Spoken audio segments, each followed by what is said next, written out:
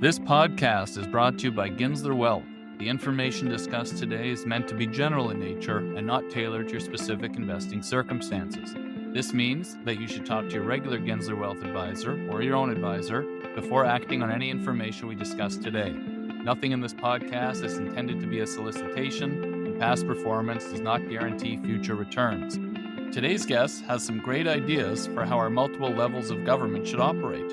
For those not used to practicality and common sense when it comes to government, this could be shocking. Today on the Unlimited podcast, we speak with Rob Kumer, recently appointed CEO of KingSett Capital, an $18 billion Canadian real estate powerhouse. We talk about the state of Canada's real estate market, the Canadian economy, and Rob's outlook for 2024. Let's go.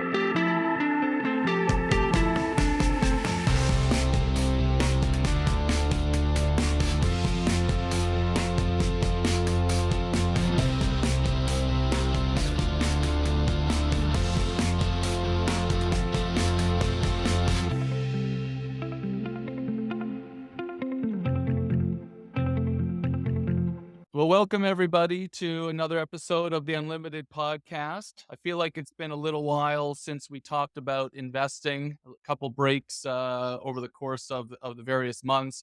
I'm very excited today. I think it's a good year-end, last podcast of the year. Try to give you a little sense of what's going on in the world and the economy, but really with the real estate lens. And very lucky to have my friend Rob Kumer, who is the incoming, or recently appointed, I should say, CEO of KingSett Capital. He's been there for 20 years, so it's not like he's incoming. He is recently appointed. Rob joined KingSett in 2004, and as I say, just recently appointed president and CEO effective Jan 1. Rob is a HBA, Ivey Business School classmate of mine from way back in the late 90s. We're a little bit old. He holds the HBA degree from Ivey, and he's a member of the school's advisory board and also a director of Sinai Health System Foundation in Toronto. So very excited to have you here, Mr. Kumer. Thank you very much. Great to be here with you, Brian. Delighted to join you. Thanks. Awesome. So, I always say I'm going to leave the full bio to, the show notes. So we don't have a huge bio here, but I think it is critically important. There's not a lot to talk about. What's that? Bio's not very deep. There's not a lot to talk about. Right. We covered a lot of it. But what I think is critically important to give our listeners a sense of who we're talking to, I want to just go way back to the, mid 1990s when I first met you, because it paints a picture of really who I think you are today. So I was a fresh-faced, freshman at Western, 1995, first couple weeks. And that is the prime fraternity rush season. And I didn't know if I was going to rush a fraternity, not, who knows. And I arrive on campus. There's a whole, I don't know what you call it, the big concrete field outside of the library there. And in a scene straight out of Animal House, I see a larger than life gentleman. Probably wouldn't have called him that back then. Larger than life guy with a mohawk, really just extolling the virtues of joining his fraternity, and really a strange encounter for me. But I could tell this guy had some charisma. And this guy was our guest, Rob Kumer. So I was selling. And so the funny story you recount, I was there. That was me. I'm confirming it. Right. I'm corroborating your details. And you caught me second year at university. I was in charge of recruiting new Rush members, as you were. So I figured, as you said, there's a sea of fraternities. We're all trying to attract the best and the brightest. And so I figured, let's do something that'll at least, if nothing else, let me stand out. Right. So, I guess I had a funny haircut. I sort of probably was dressed a little weird. Yes. And I was roping guys in. That's sort of well. And I hear when KingSett does some of its biggest deals, you pull out that razor and do the mohawk as well to really differentiate yourself and KingSett. That's what I hear. I don't know if that's true or not, but that's what I hear. A bit of a different style today. Right. A little more refined, a little more So I like that you say that because to really paint the picture of Rob now, he is one of the most suave, best dressed, nicest looking guys you've ever seen. He's in a full suit and tie here. I'm not even wearing a tie.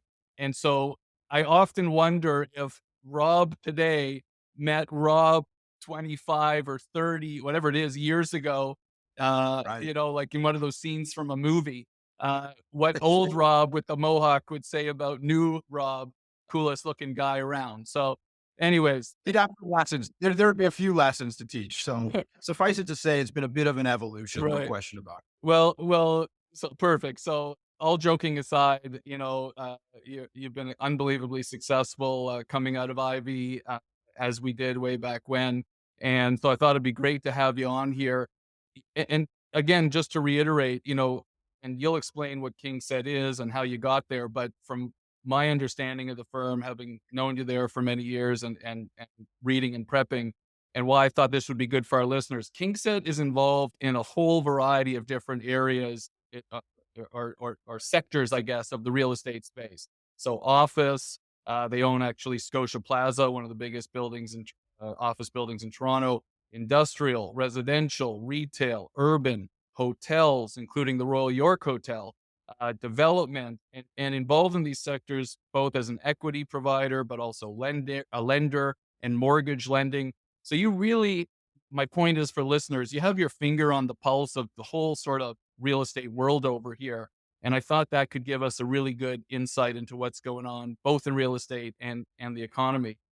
Can you, though, don't let me explain KingSett because I'm not going to do a good job. Can you just explain for listeners what KingSett is and maybe how it evolved to what it's doing now? Yeah, of course. So I mean, you gave a good overview. KingSett is a private equity real estate investment business. So we raise large pools of capital from institutional investors and high net worth, ultra high net worth investors to be invested through different strategies, both on the equity side and on the credit side, in real estate opportunities in every asset class, in every part of the capital stack, and in every market across Canada. We're a Canada only strategy, so we don't do anything outside of the country. But what we've decided to do is focus relatively in a narrow set of geographic restrictions, meaning just Canada, but play in every part of the real estate business in the country. And over time, our objective was to create enough strategies to cover the whole risk return spectrum. So if there's an opportunity in Canada that presents itself, we basically see it. I mean, we've got 160 people in 3 offices, Toronto, Vancouver, and Montreal. And so, we're out looking, talking, in the middle of the storm. And so if there is an opportunity that comes up, we can see it. And if we like it, if we think it's a good opportunity, we can generally fit it somewhere into our world. And if we can't, and if we like an opportunity and there's no place for it at KingSett, we're probably missing a strategy that we should start. So we start a new fund. And that's sort of been the evolution of the business over time. When I started in 2004, the business started in '02. I joined in '04. We had one strategy. It was an opportunity fund strategy. We call it our growth funds.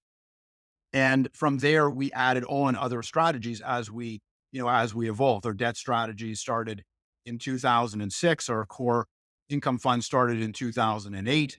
And then we add on from there our urban fund, all the various businesses that you spoke about.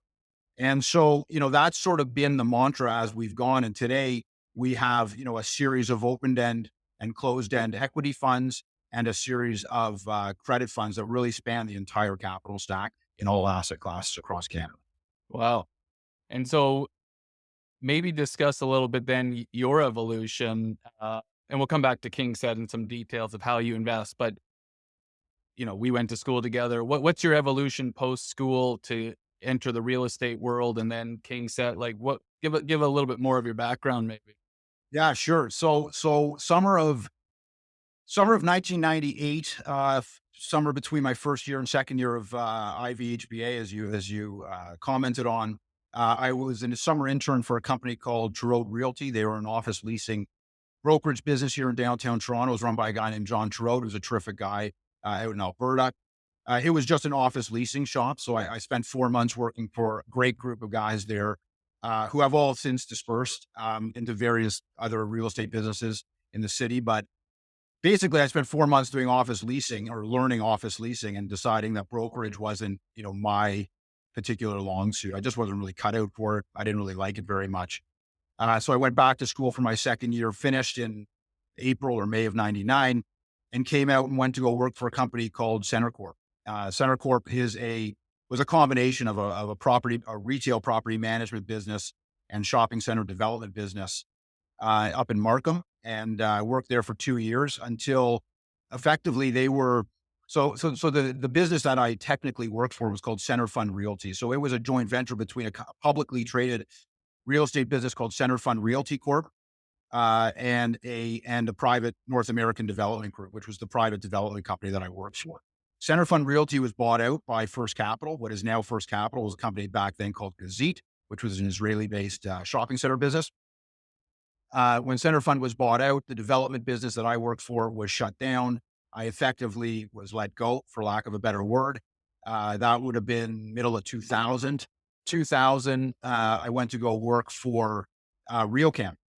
So I was on the investment side at RioCan for 4 years, and that was a terrific experience. Worked for a young woman. Her name was Katie Ritzy, and she was, young, talented, made a lot of money. They loved her. It was a great experience. But I sort of spent 4 years and realized it was a bit of a flatline job. So I set out for something a little different.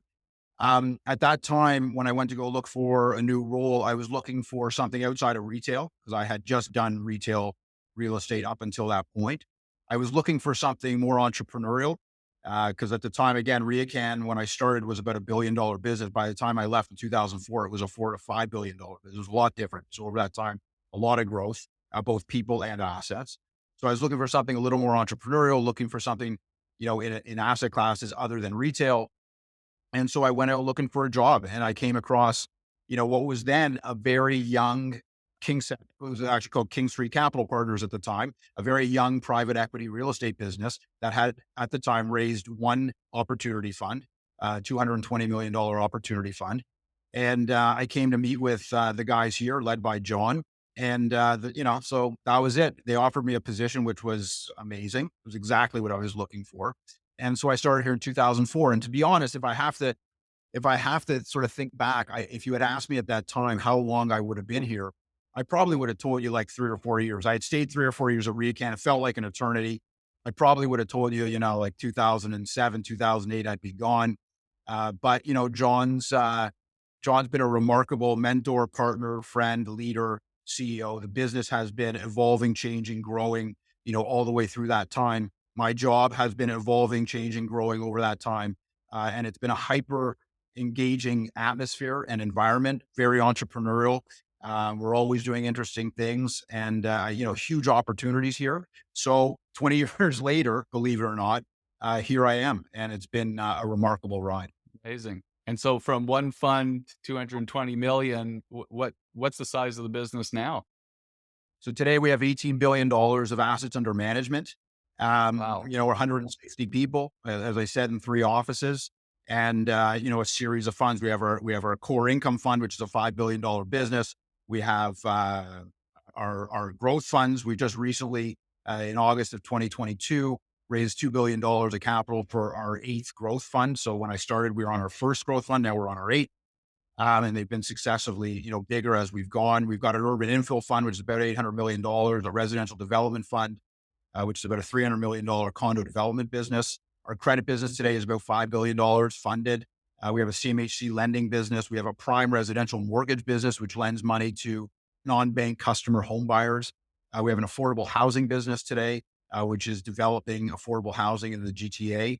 And as you commented earlier, we have our hotel business as well, which is comprised really of 2 separate hotels, the Royal York in downtown Toronto and the Courtyard Marriott Hotel, which is a 575-room hotel just north of the corner of Yonge and College. So, all told, it's a big business. It's complex. And it's again, crosses all the asset classes all the way across the country in every part of the capital stack. Amazing. I want to come back to some of those sectors as we dive in, but maybe before we go into specific sectors, if I can ask you more of a general question. Obviously, you say you're looking for interesting opportunities. You either have a solution or you'll create one, but what's your process and approach as an investor, private equity investor, lender, et cetera, in the space? Like, what's the approach to looking at opportunities, finding, looking, evaluating, and then sort of deciding this is going to be great for us and our investors? I'd say it's a risk-based approach. So, um, a lot of real estate a lot of real estate investors, at least my observation is that a lot of real estate investors in Canada are very focused on returns. Returns are easy to measure, right? You have a pro forma, you have a spreadsheet, you plug in some numbers, and you're constantly looking at what the returns might be, right? It's easy. It's objective. It's easy. It's on a spreadsheet. It's easy to articulate and point a finger at. The more challenging part of, I think, any kind of investing is this. This doesn't go for real estate. This would probably go for any kind of investment. But our toughest job is to evaluate risk. What can go wrong, and what's the downside? What's the penalty for it going wrong? And then making the judgment call as to whether or not you think the upside, the reward, or the returns properly compensate you for what can potentially go wrong. And that's the art of the deal, right? That's more art than it is science. I think what we do well, or what we have constructed, which helps us do that well at KingSett, is we have really cross-platform expertise. So we have, people across the platform that are experts in all the various things that they're doing. So we can, a couple of things. One, we can evaluate leasing potential, leasing risks, in all the various asset classes, because we have experts in all those asset classes. In our credit business, we have expert lenders that have, been trained at banks and been trained at, tier one financial institutions and have gone through our own training. We've got, people in development who can underwrite and understand the risks associated with building things, and zoning things. And we have credit people, so people can understand. We have people who understand or who are experts in borrowing money, and what is the process for borrowing money look at. In our affordable housing business, we now have people who are experts in dealing with CMHC and running that process. So we are constantly looking at things through the screen of what are the potential risks and what are the penalties for things going wrong, and then understanding and making a judgment call effectively as to whether or not the potential returns properly compensate you. Our job at the end of the day is to decide whether or not, or to try to generate premium risk weighted returns. So premium returns relative to the risk we're taking on. If we can do that properly, then on balance, because there are deals that go south. I mean, us along with everybody else have deals that have not gone the way you've planned.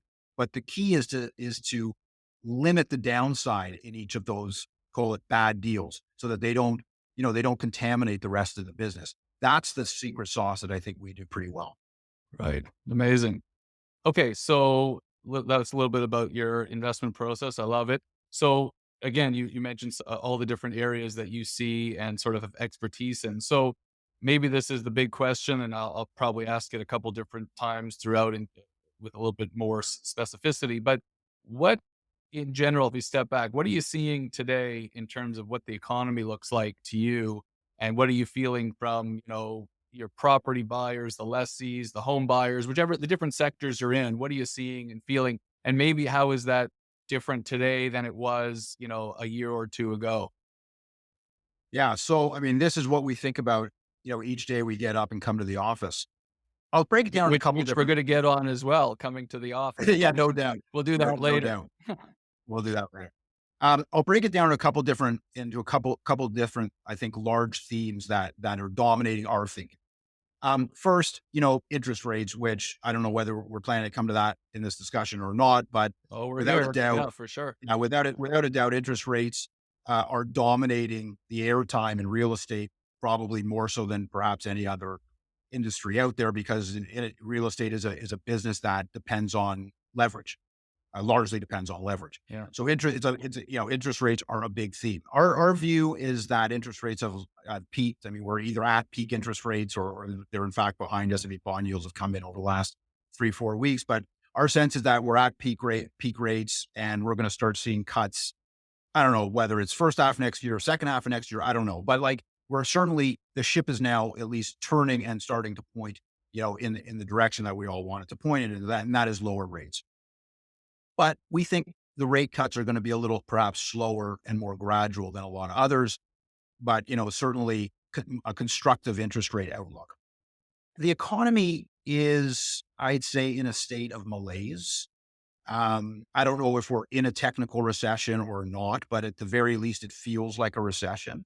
I think we are headed for a soft landing, so to speak. And the way we think about that here is to say we'll see some period of economic contraction, modest economic contraction, no real pressure on employment. I think the bigger risk in Canada is actually the productivity story, not so much the employment story or the GDP story, because what we're doing is we are the population is growing faster than the economy is growing. And so everyone is getting a smaller slice of the same size pie. And to me, that's the biggest threat that Canada as a country faces from an economic perspective. But generally, a weakening, I would say there is a soft weakening economic outlook. Um, our operations in the portfolio are steady. So our buildings across the platform are generally full. Rents are generally growing and tenants are generally healthy and paying the rent. So we actually see a pretty constructive operating outlook, which is really good because if you have got a healthy operating outlook, the balance of the business sort of tends to take care of itself. I mean, if you have tenants who are paying rent and your buildings are full, life is generally a good place, just regardless of what the investment market looks like. Um, that said, the investment market today in Canada is frankly locked up. So it is very quiet. Eh, There's not a lot of what is that when you say the investment market? Investment in new real estate? Or the trading of real estate, ah, the real estate transaction market okay. is very, very quiet. And I would describe it as being locked up, meaning there's not a lot of buyers, Right. as you probably read in the newspaper, but there's also not a lot of sellers. So what you're seeing is basically a stalemate in the real estate investment market. So everyone's just standing still. For us, that's imperfect. It's not fatal, but it's imperfect because we do a lot of trading, in and out. Um, all of that said, I think at a more macro level, we see a relatively constructive macro environment with tailwinds that remain intact. We've got solid population growth, which is a story in Canada that you don't see everywhere. And we've got the strongest population growth of any country in the G7. It's helping us on the one hand with real estate and demand for real estate. It's hurting us on the productivity side. But all that said, it's a tailwind for real estate. More people need more of everything. They need more places to shop, live, work, warehouses to ship their goods in and out, et cetera, et cetera. So for real estate population growth, is a real tailwind.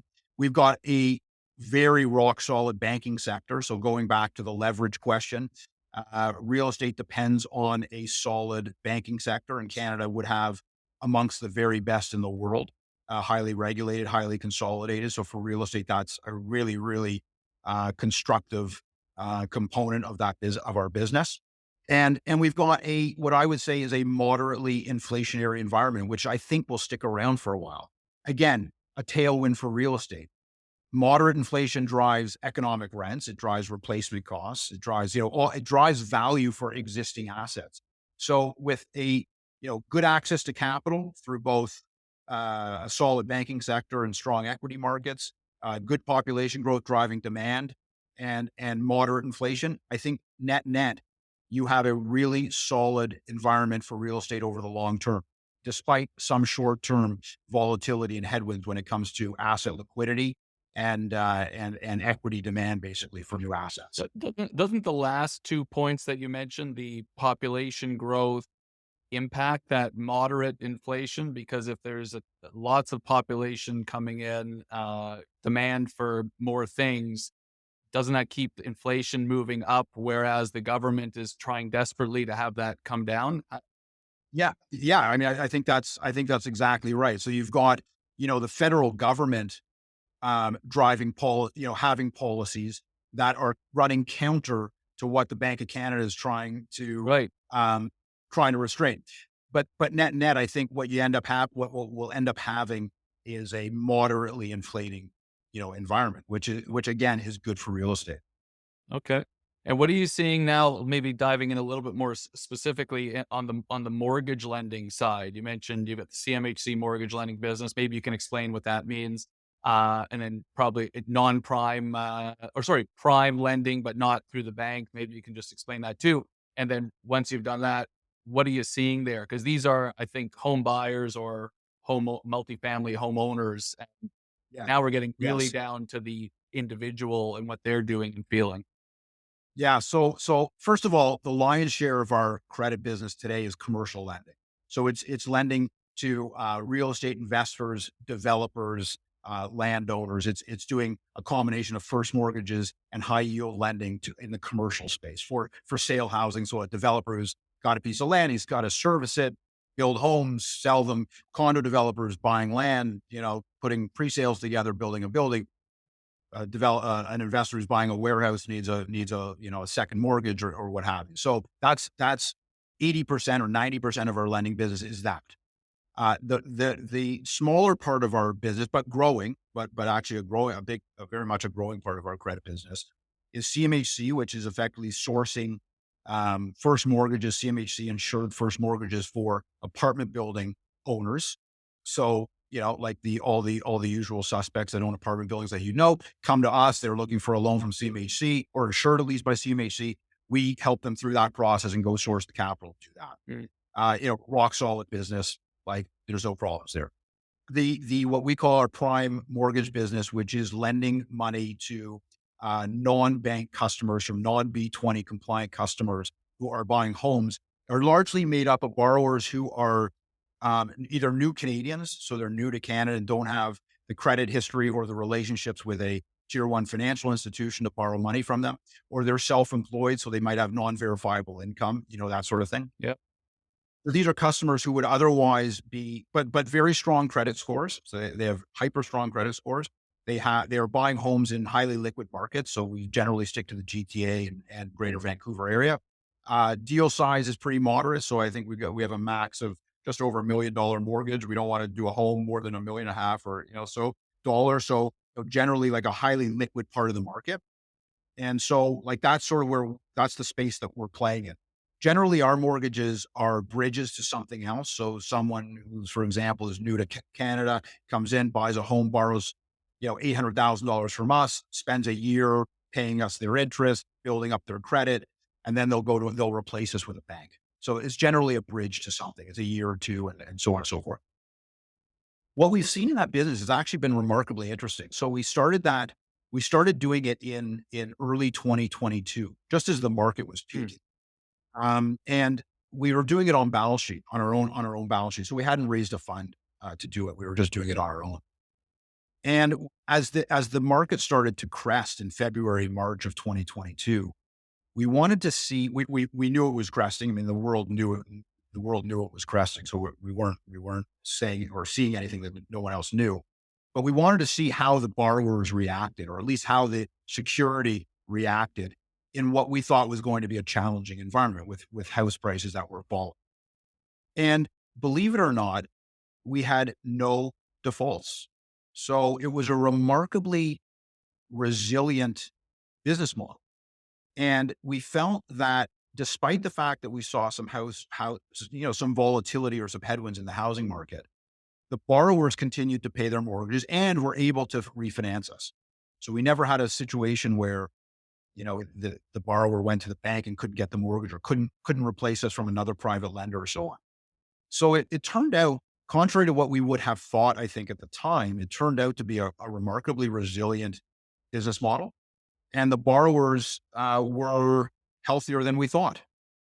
And so just now we're starting to build that business now in our core fund, and we'll eventually raise a new fund, to try to do that at a larger scale. And But it's been a very, very good business for us. awesome. Now that being said, if it started, what's the generally the term rather of those loans, of those mortgages? Yeah, the terms are about 12 months. Okay. They start as 12-month mortgages, and then either the borrower replaces us or they come back, they need an extension, in which case sometimes we extend it. We reappraise all the houses and either get some sort of pay down if we feel we want one or not. But generally, they run between 12 and 18 months, and then they recycle us out with another first mortgage lender. Okay. Yeah, because I guess the concern is not necessarily for that business, although it could be, but in general now, many people's sort of 5-year term of their mortgage is, in the latter half of that amount or coming due post these sort of big interest rate increases. I'm not talking your business specifically necessarily, but in general. And I wonder how that impacts, the economy, e everything government trying to do. Those concerns certainly get a lot of airtime. But from our observations, what we're seeing with mortgages that have already rolled is that they've ammed a lot of borrowers have ammed down their mortgage, so they're not refining the same mortgage that they had 5 years ago if they're on a 5-year mortgage. What does am down They mean for the listeners?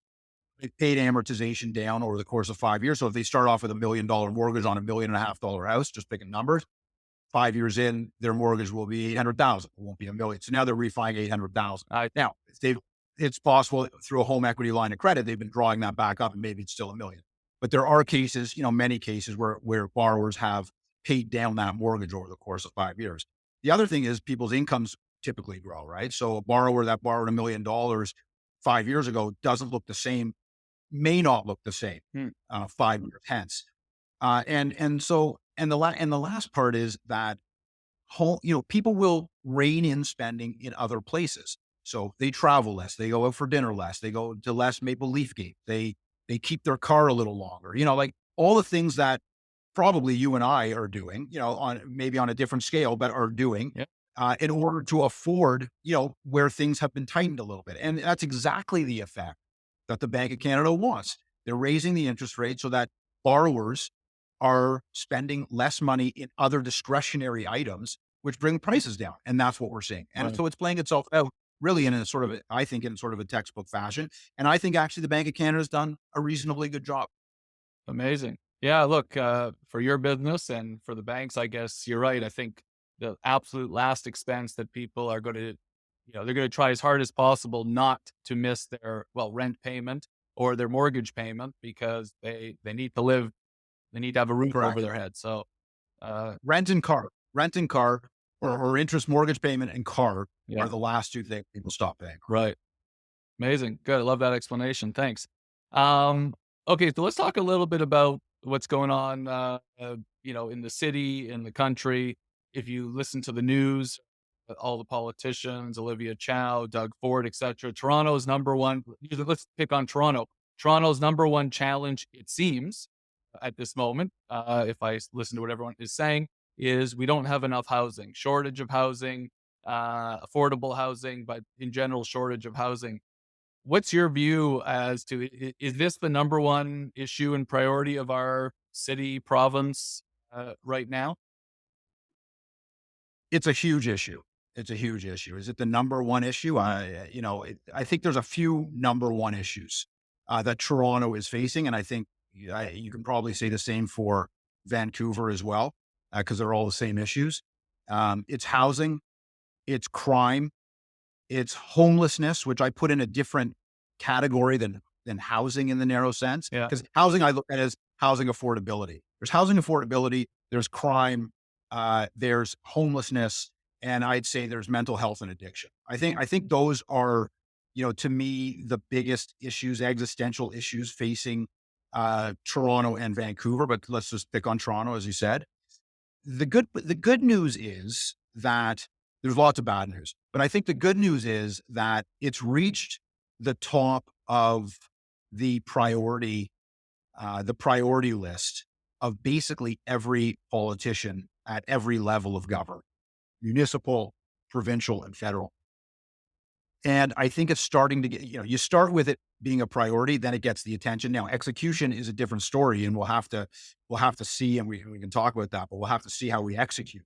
But ultimately, I'm encouraged by the fact that it is at least the very first topic of discussion that everyone's paying attention to, because it is really quite an important issue.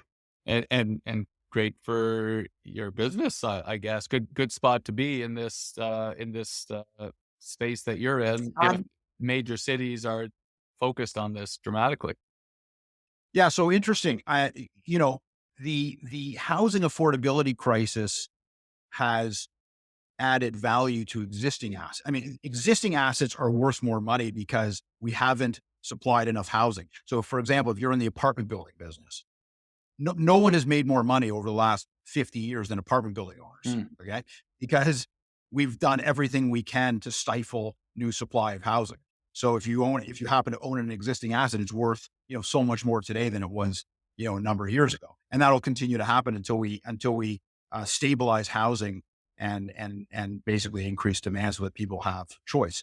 Um, so I'm not sure that it necessarily, I mean, we own apartment buildings, but I'm not sure that we're necessarily the direct beneficiary of that. I mean, the fact is that we're also a landowner and we develop new housing, and taking that, a lot of the reasons why we have an affordability crisis is because the timelines to develop and supply new housing are so long that we haven't been able to do it profitably, which means, that negatively impacts us. Mhm. So net, I don't know if we're a beneficiary or not, but I think, nonetheless, it really is an issue that needs to be addressed. And what do you think about Olivia Chow's new initiative to have the city become builders? My view is that there is not a there's not a track record to point to that shows that any level of government is particularly adept at executing anything when it comes to real estate development. I mean, I hate to say it, but even infrastructure development. So I'm not a proponent of that. But I also think there's a sort of a bigger question when it comes to housing supply, and that is, it's not so much about who's going to build the housing or exactly what the policies are. And there's lots of good ideas out there and lots of good policies and lots of great discussion about how to go about doing it. I think what the bigger question is, and what has been more problematic, is the lack of coordination between various levels of government. So, for example, the federal government has an immigration policy, and I'm a supporter of immigration, so I don't have a problem with the policy in the narrowest sense.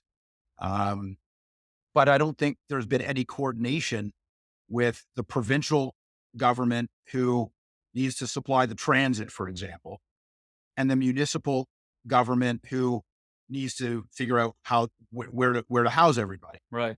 So you have these three levels of government all operating in a vacuum, basically doing whatever they think is politically, is politically in their favor, and they're not coordinating with one another. And to me, that's the bigger issue, because I think there's lots of smart people with great ideas, and there's lots of great ideas that you've seen rolled out throughout the country that are additive to housing. You have laneway housing. You have Calgary is giving, subsidies to office building owners to convert their buildings to office building. Convert their office buildings to residential. Yeah. You have, you have ideas about avenue density, avenue road, medium density. So could we put 5 or 7 levels of density along every road in Toronto that has 4 lanes or more? You've got CMHC now has a bigger allocation for affordable housing. I mean, you've got all these things, all these great ideas that are offered, or at least are on the table to be offered. You just have no coordination between the various levels of government. And in fact, many cases, they're contradictory to one another. So you have all these people, you go back to immigration, we have all these people coming into the country, and you have people who live in the country who in many respects are saying, great, we have more people, and we should intensify the city, but not like it, not actually in my neighborhood. I don't actually want a tall building near where I live, right? Because, traffic's already bad where I live. So we're going to have to put it somewhere else. And then of course, everyone's saying that, so it doesn't go anywhere. We have affordable housing projects that would be straight down the middle of the fairway for the city. New buildings, zero carbon, affordable rents, market housing design. So housing that you and I would live in, it's not substandard living. And we can't get it approved. We're now approved, but it took 5 years to get a project approved in Etobicoke because the local councillor there wanted us to add extra parking because they didn't, now like chances are people who use affordable housing or live in affordable housing don't have as many cars as people who live in market housing. I mean, that's just like intuitive, but it was a way of stalling the project, right? So he wanted us to put in extra levels of parking, which of course is never economic. I mean, more parking than you need is never economic. Right. So it stalled the project for years. And there were a whole host of other issues. But, those are the kinds of things that we're running into in this city and in other parts of the country, which are stifling new supply of housing, which is exacerbating the affordability crisis. And I think it's tragic because we can get it done. We just haven't had the various levels of government coordinate with one another yet.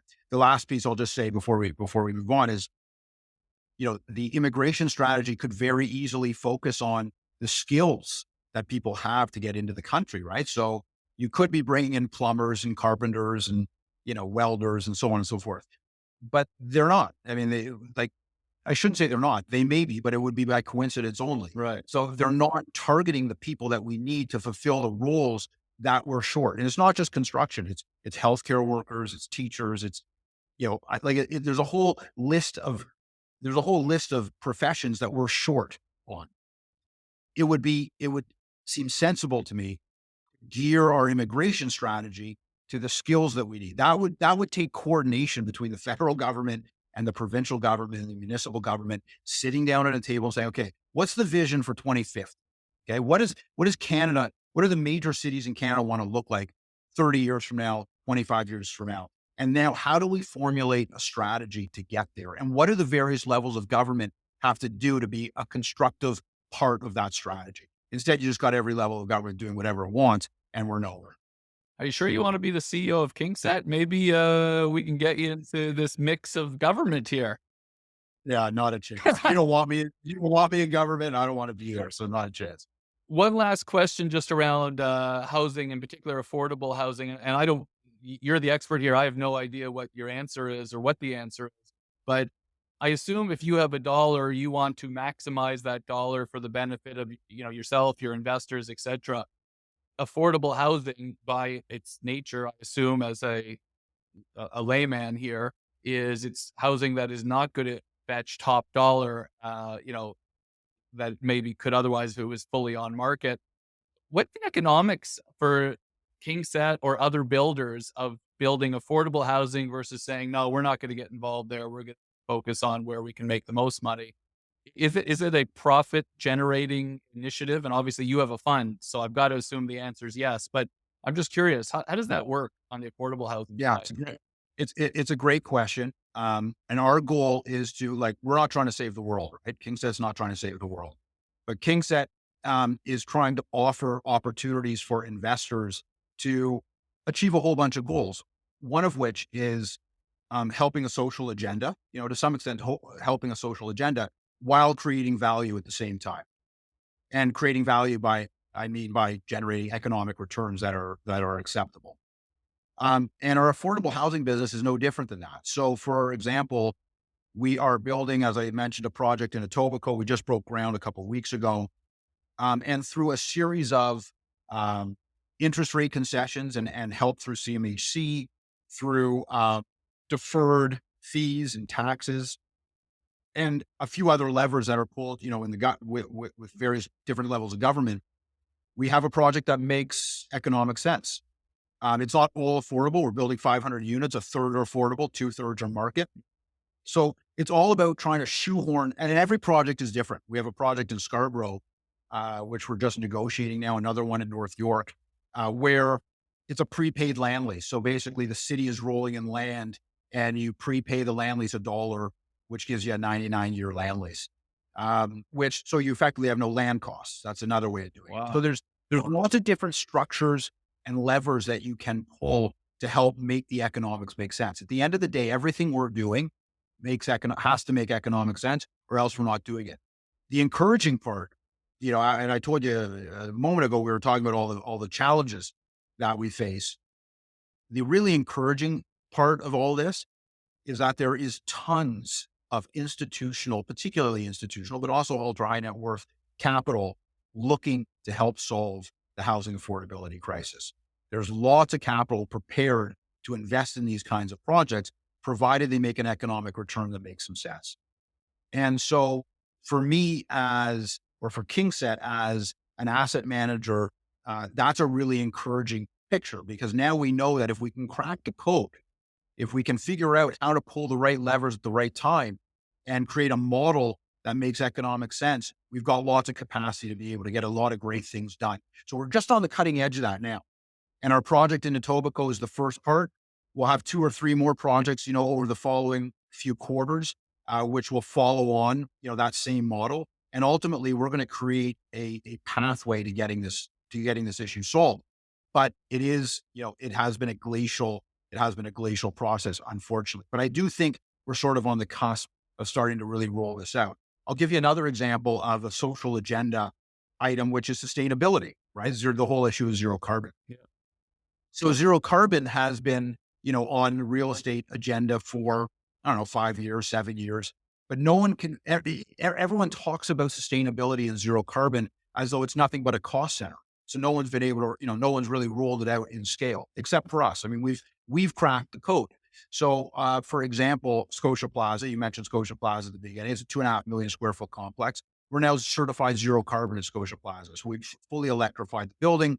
And we're zero carbon certified. First building really of its kind in the country. There's maybe 1 or 2 other buildings of its kind now across Canada, but it was really a leader in that space. We registered the Royal York Hotel zero carbon about 2 weeks ago, and 100-year-old hotel. We ripped out all the electrical and mechanical equipment from the subconcourse level, replaced it all with brand new equipment. Went to deep lake water cooling for the hotel, and now it's certified zero carbon. A $65 million project, took 5 years of engineering study to get that done. So again, we really are a market leader in the space, and it's not because we're out to save the world. It's because we're out to generate premium risk-weighted returns. And if we think we can invest strategically in our assets and end with an asset that's more resilient, lower cost to operate, attracts tenants, so on and so forth, we think we're creating value. Despite that, it might be a large investment up front. And so we've done exactly that. That's amazing. Yeah, I think you answered the question that I was just going to ask, which is, okay, you put 65 million into the Royal York to make it zero carbon. What's the ROI? Everything's ROI. You're not doing that, as you say, just because you're nice people, I don't think. Right. What's the return on that? Is it that it's lower cost over many, many years? Yeah. So the way that works is, first of all, we are nice people too. Those aren't mutually exclusive. But, the reason that worked is because there's some operating cost savings. So there's a little bit of that, which is helpful. And we financed it with the Canadian Infrastructure Bank, who gave us 25-year financing at fixed 3%, Oh, self-amortizing. wow. So, gave us killer financing, 80% of the cost, killer financing, killer fixed rate. So it's an example of how the federal government can work with you to get something remarkable done. And that hotel is the only one of its kind that's zero carbon in Canada, might be the only one of its kind in North America that's zero carbon. It's a market leader, but it took 5 years. We've had a sustainability team at KingSett for 10 years, right? We've invested heavily in that space. So it's not like you can turn around tomorrow and all of a sudden get all this stuff done. This has taken a long time to prepare, a lot of research, a lot of skills, a lot of people, and a lot of money to invest, because we felt this is the way the world's going. And now we're starting to finally see, for example, at Scotia Plaza, we've done leasing at Scotia Plaza, office leasing, with tenants who have come to Scotia Plaza specifically because it's zero carbon. They have a mission, they have a corporate mission that they are going to have a zero carbon footprint. You can't have a zero carbon footprint if you're not in a zero carbon office building. So guess what? There's two office buildings in Toronto that are zero carbon. They both belong to us.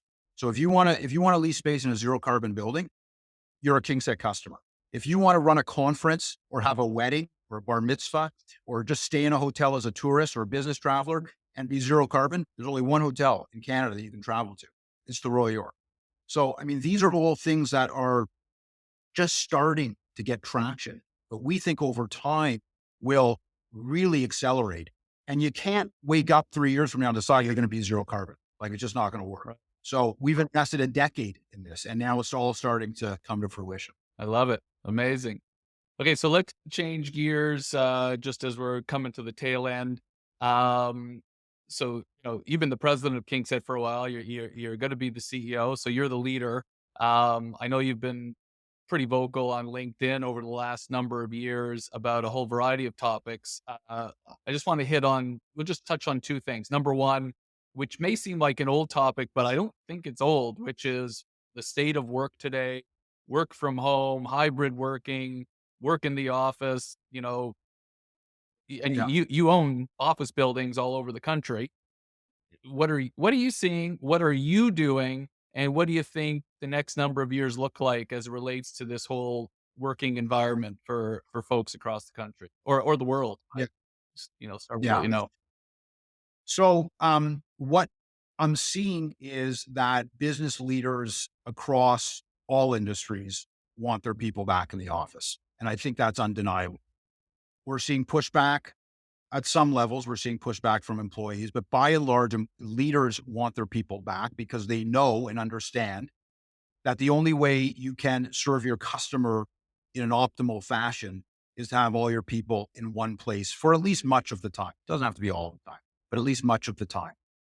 Collaboration, creativity, values, dissemination, and all those sorts of soft skills don't evolve properly if you're not together and if leaders aren't demonstrating live and in person for the younger people in an organization how all those things work. So we're seeing people bringing their employees back to the office. It's not 5 days a week. It's at best 4 days a week. Friday's dead. And just to give some context for the listeners, our office portfolio is dominated by AAA core buildings in the urban part of Toronto. Okay. So I'm not speaking for portfolios of buildings in the peripheral. Like we have 5 million square feet south of Bloor Street. So like we are really quite focused in the urban part of the city. So we are doing KingSett's we're 4 days in the office full time. Fridays will work from anywhere. If you came into KingSett's offices on any given Friday, you'd see me and maybe 2 dozen other people. We're 160 people. You'd see maybe 20, 25 people like that. So most people are choosing to work from either their home or wherever it is they're choosing. I think it's working fine. I don't have any challenges. Like I don't have really any problems with it. But increasingly, you're seeing leaders want their people back. And if you were to walk around downtown Toronto, particularly through the core AAA core buildings, you'll see Tuesday, Wednesday, Thursday feels pretty normal. Monday's lighter, but still feels pretty good. And Friday's dead. And I think Friday's not coming back. Like I think that's where I think we're going to basically 4 days in the office, 3 days, one day work from anywhere, 2 day weekend. And that's sort of where this is all going to settle. That all said, what we're seeing is basically tenants are maintaining their footprint. So we've done, for example, 300,000 square feet this year of leasing in Scotia Plaza. Tenants are, and that's a combination of tenants who are renewing within the building and new tenants who are coming from other buildings. Tenants are generally keeping their footprint. They may shrink a little bit. They come to us often with an ambition to shrink by 15, 20%. And by the time they're done space planning and figuring out what they really need, they're basically back to where they started and everyone's sort of taking the same amount of space. What you're not seeing is the tenants that are taking the incremental space. So for example, an office user who would take, he or she would lease 2 floors and they'd sign on for an option on an extra half floor. They'd sign a lease on an extra half floor and sublet, that kind of thing. They're not expecting to need more space in the future. That's the signal that they think they can fit into their footprint for a long period of time. That to me is not a work from home issue. That's an economic issue. So when I think about office, the future of the office market, I'm sort of past work from home, and a lot of us in this industry are sort of past work from home. It doesn't really we don't view it as an existential threat, perhaps that we did in the early days of 2021 or what have you. Like it's pretty evident that office users, certainly in the institutional world, are going to need an office footprint, and they're generally going to need an office footprint that's pretty close to what they needed historically. What your question? There's two things that are affecting the office leasing market more than work from home, and that is just the general economic uncertainty and anxiety. So I think eventually that will turn. Don't know when, but eventually that will turn. and the recession in tech. Toronto was very heavily dependent. The office market in Toronto was very heavily dependent on the growth of tech. Tech tech demand has basically disappeared. So, who's here is here, but there's no one new coming. And the groups that are here that were taking swaths of space are no longer doing that. And that's had a way bigger impact on office leasing than work from home. And just to give you a few data points, the downtown Toronto office vacancy today is 16.5%, which is quite a bit higher than what it was historically, certainly coming into COVID. We were going into COVID with like 3% vacancy. Okay. So it's ballooned. Vacancy in AAA towers in downtown Toronto. So that's basically the Bank Towers, Bay Adelaide, Brookfield Place, like AAA towers is 6.5%. So it's a third of what the general vacancy is. So Right. it tells the story of the non AAA. They're really, they're sort of taking it on the chin. The AAA tower, 6.5% is not what it was, but it's certainly not even close to being, fatal. And what it's showing you is that tenants are using the softness in the office leasing market as an opportunity to move upscale. And that generally happens in soft office market. Tenant will move upscale. So they'll go from a B building to an A building, an A building to a double A building, and so on. And so like we feel pretty good about it, given our portfolio. We do think about office leasing in terms of what we call net effective rents, which is the net between the face rates or the rents that that tenants pay to the landlord, $40, $45, $50 a foot, whatever it is, and the inducements that they get for entering into the deal. So a tenant will give a tenant allowance, they'll give some free rent, and so on and so forth. So what we've seen over the last couple of years is that the face rents that tenants are paying have basically held steady. They've even grown a little bit, but the inducements that they're getting have gone up. So Right. it's costing the landlord more, which again is a feature of a point in the cycle that we're at. And again, that will turn. The tech business needs the capital markets to stabilize. Tech, as you would know, needs venture capital. It needs the public markets. It needs private equity. It needs all those things to cooperate to really, find its horsepower. And today it's just not, there's too much volatility in the world today to allow that to happen. But I think it's indisputable that in the fullness of time, the tech business will resurface and tech demand, will resurface, and that'll be good for the office business. But at the moment, it's sort of steady as she goes, and our office buildings are doing pretty well. Good. Good. Okay. So thanks for that. And I want to ask you one other question as you again step into the CEO role. I don't know your CEO or soon to be chairman, John, well. I admire everything he is putting out on. He's very vocal on LinkedIn, which is, I guess the main. He's prolific. He's prolific. He's prolific, but literally almost everything he says just makes an absolute ton of sense. I love he's riding the subway, taking pictures and showing what's going on. Yes. He's in the city taking pictures of congestion and asking what the heck is going on. I love it. Maybe one day you can help convince me to convince him actually to come on this show. But Absolutely. you're stepping into his shoes as CEO. You mentioned at the beginning he's a mentor of yours, which makes sense after 20 years. What's the biggest lesson that you think you've learned from him and you'll take into this new role? I know we're all over different topics here, but I love to, Well, I think you know, that's a that it's a yeah, that's a great question. And there's two things that stand out for me that are miles ahead of everything else. mm, Okay. And this is, when we think about, certainly when others talk to me about KingSett and John and, his history and KingSett's background and his history at Oxford, which was where he was before KingSett, they talk about the economic returns. They talk about all the stuff that I guess you would talk about as an outsider, right? Economic returns, how much money we've raised, how big the funds are, how much assets under management, like all the stuff you can sort of point to and say, geez, like you guys are so successful, or, like the obvious things that stand out. But what John has taught me is so far different from all of that, which is two things. One, values matter. values are the critical piece to making all of this work. And it's things like integrity and accountability and intensity. And, it's all wrapped up into our, what we call our North Star, which is the value of relationships. And as I look back on my career and think about what I've done well, or certainly what John has done well, and what I hope others that work with me do well, it's the creation and nurturing of relationships. And we have a rule here. We always say is doing the right thing is always the right thing.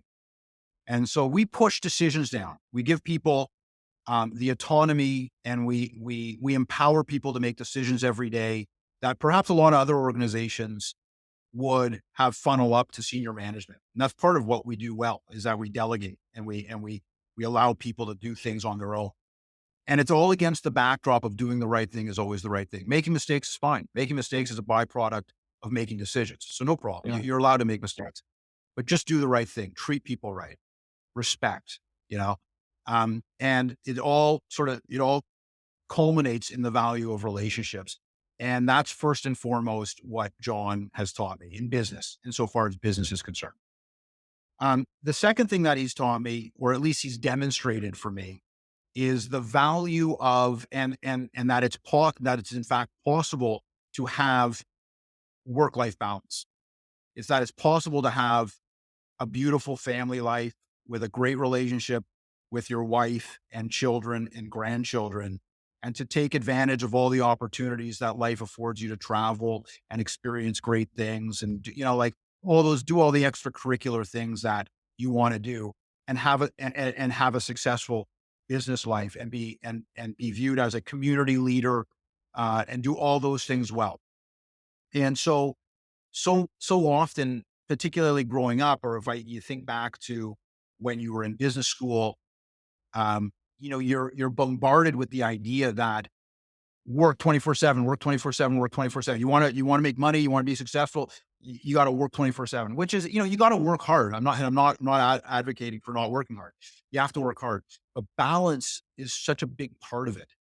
And he has demonstrated that for me, and I hope I can help demonstrate that for other people at KingSett. So it would be those two things. It would be values and work, and work life, and call it life balance. And I don't want to call it work life balance, because then it makes it seem like work is not part of life. Yeah. It's life balance and values. Yeah. And those two things is really what John has taught me most. Amazing. Okay, so last question. If you've listened to our show, and I know you are a avid, you never miss an episode listener of the Unlimited podcast. I've listened a lot. That's why I said I know. Who doesn't? Okay. Who Not doesn't? being sarcastic. So our theme here our tagline is Your Wealth Unlimited, because unlike maybe some other firms, maybe can't speak about, what everyone else does, but our view is we can help families in any way that touches them financially, or that affects them financially. We can look at any investment. We're not constrained by, whatever, whole variety of factors that maybe some other firms are. So I always like to ask our guests, last question. If you weren't, 20 years at KingSett, if you weren't the CEO, if you weren't doing what you're doing now, the world's unlimited to you. You could be doing anything right now. What would that be? Oh, wow. Wow. I wasn't expecting that question. Well, we only ask it to every single guest on every episode. So that means you I don't go to listen right to the end. early. I don't listen right to the end. I don't listen to about 45 seconds left. And Right, it's right. right. What would I be doing? I got to tell you, like, I'd be in business. For sure, I'd be in business. I'd be an entrepreneur. I mean, at the end of the day, I do have an entrepreneurial spirit inside of me that burns. And when I said earlier on in the podcast, I thought I'd be here 3, 4 years and then go. It would be specifically with the intent of starting my own business, and it would probably be a real estate business. The reason I've stayed is because John has allowed me to, engage with that DNA, despite the fact that I never started a business from scratch. And I have so much admiration for people like you, for example, and John, who start businesses from scratch, because I think that takes a lot of guts, a lot of nerve, a lot of passion, a lot of, like a lot of energy. I mean, that's something that I have not ever done. But if I was not a 20-year king setter, if I had left 4 years in 2008, I would have started probably my own real estate development business. That's where I would be. Nice. Amazing. I love it. All right, Mr. Kumer, I appreciate your time. You've got lots of stuff to do over there, lots of things to build and grow. So thanks for giving us sort of the picture of what's going on in the real estate and maybe economy today and what we can maybe look to for 2024, which I'm sure folks are thinking about as it's around the corner. Wish you the best for the holidays. Thanks for everything. Really, really appreciate it. Delighted to be here. Thanks for having me, and look forward to the next time. All right. Thanks, Brian.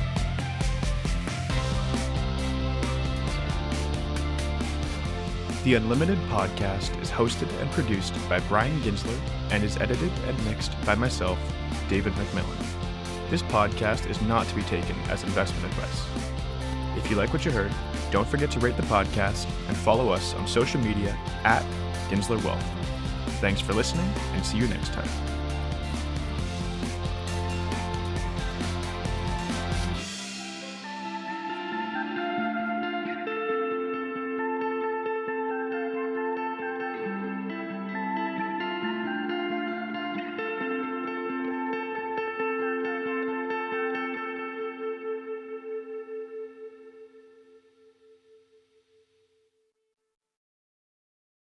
So those who know me and have had Zoom sessions with me or have seen some of the videos of this podcast will generally notice a Beatles poster or a picture, I should say, behind me.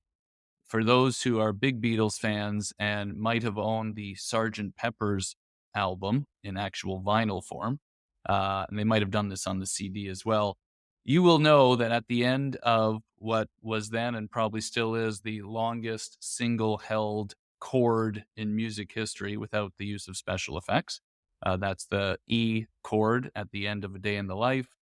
After that, if you wait a few seconds, you will hear what sounds like a very high pitched whistle and then a little tape loop. And that high pitched whistle was meant when the record ended and it just kept spinning around, it would emit that high pitched whistle, and it was meant to annoy anyone who had dogs. So the dogs, which would start barking. So a little trick that the Beatles did at the end of Sgt. Pepper's for those who were lucky or unlucky enough to listen past the absolute end of the album. So for those who are listening to this past the end of the podcast and the outro credits by the amazing David McMillan, I wanted to just say to everyone, this has been a great year for the podcast.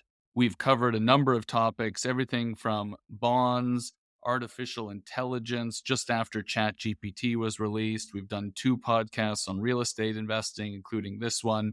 We got some words of wisdom from the legend Ira Gluskin, did some discussion about tax effective giving, took a little detour over the summer and talked about coffee, sales, and tennis, came back to private equity, and a little bit of financial literacy, among 1 or 2 others. So hope everyone enjoyed. It's a challenging and difficult time in the world right now. I just wanted to end off 2023 by saying thanks for your support and confidence, especially to our clients, and thanks to our listeners, and wish everyone a very happy and healthy holiday season. And let's hope a very peaceful 2024. All the best, and we'll see you soon.